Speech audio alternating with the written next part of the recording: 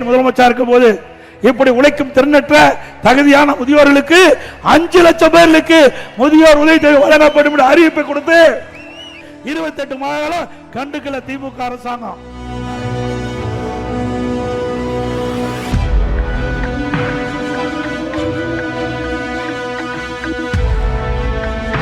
திமுக ஆட்சிக்கே வர முடியாது, அவ்வளவு ஊழல் செஞ்சிருக்கிறாங்க. ஆக 55 மாத காலம் அந்த மக்களுக்கு கிடைக்கல.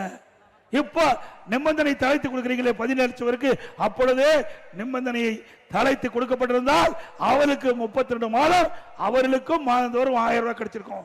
இந்த குடும்ப தலைவிகளுடைய கஷ்டத்தை பார்த்து கொடுக்கல. அடுத்த ஆண்டு நடைமுறை சட்டமன்ற பொது தேர்தலில் 17 லட்சம் பெண்களுடைய ஓட்டு தேவை. அதுக்காக இன்னைக்கு ஸ்டாலின் இந்த 17 லட்சம் குடும்ப தலைவிக்கு மாதந்தோறும் 1000 ரூபாய் அறிவித்திருக்கிறார்.